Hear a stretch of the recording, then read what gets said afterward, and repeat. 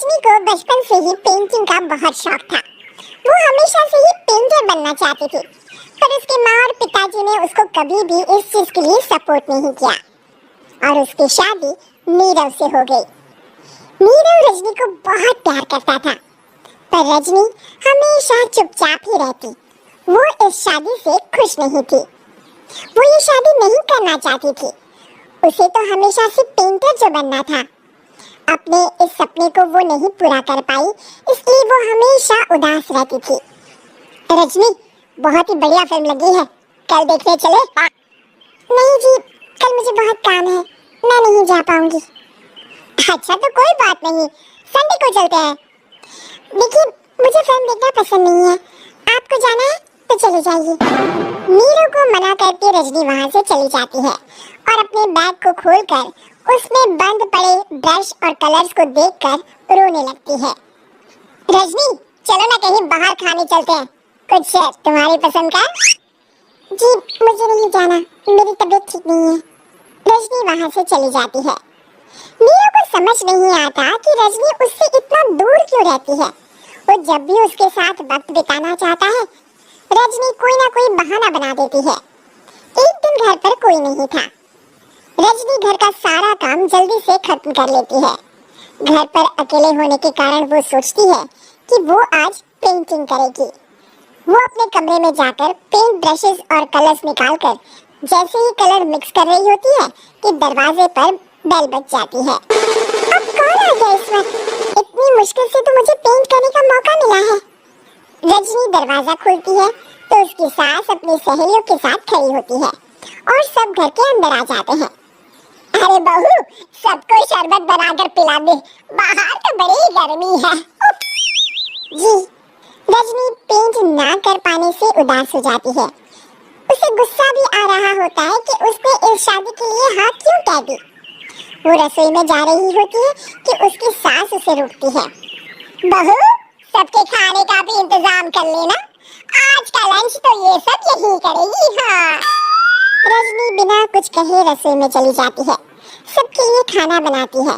सब खाना खाते हैं और रजनी घड़ी देखती है कि ये सब कब जाएंगे ताकि वो अपनी पेंटिंग कर सके। जब शाम होती है तब सब चले जाते हैं अपने घर। अरे बहू, सब तेरे खाने की तो बहुत तारीफ कर रहे थे, सबको बहुत अच्छा लगा खाना। आपको मुझे सुबह बताना चाहिए था ना कि आपकी सहेली आ रही है। पता भी है कितना वक्त लगा सारा खाना बनाने में। अरे बहू, तू ऐसे कैसे बात कर रही है मुझसे? तो और कैसे बात करूं? मैं इस घर की कोई नौकरानी नहीं हूँ कि इतना काम करूंगी। रजनी अपने कमरे में जाकर दरवाजा बंद कर लेती है।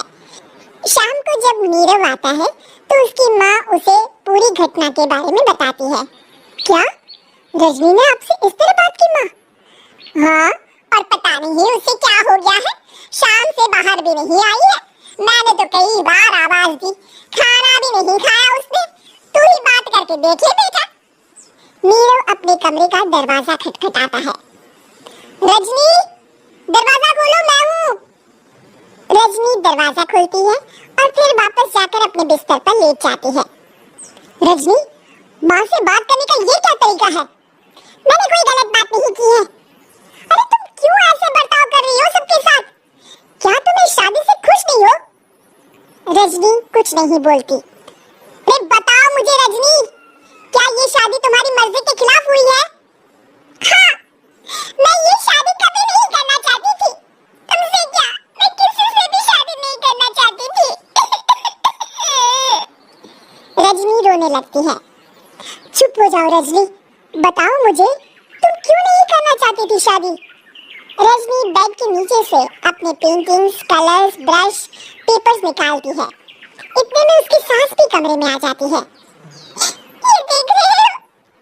ये थे मेरे सपने। मैं पेंटर बनना चाहती थी, पर माँ पापा ने कभी सपोर्ट नहीं किया और मेरी शादी करवा दी। मेरे सारे सपने टूट गए। हर वक्त बस गुस्सा आता रहता है मुझे। मैं जानती हूँ कि आप लोगों की इसमें कोई गलती नहीं है, पर मैं क्या करूँ, मुझे समझ में नहीं आता।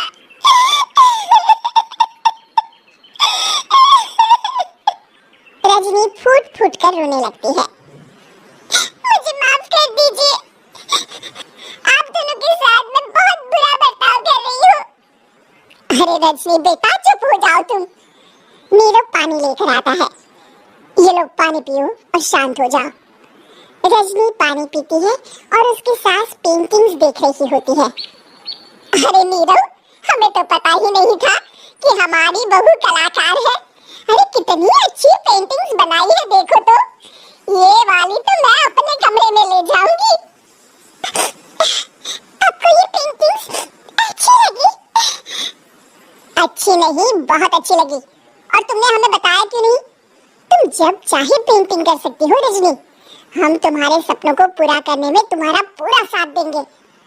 हाँ बेटा, हम कला की कद्र करते हैं।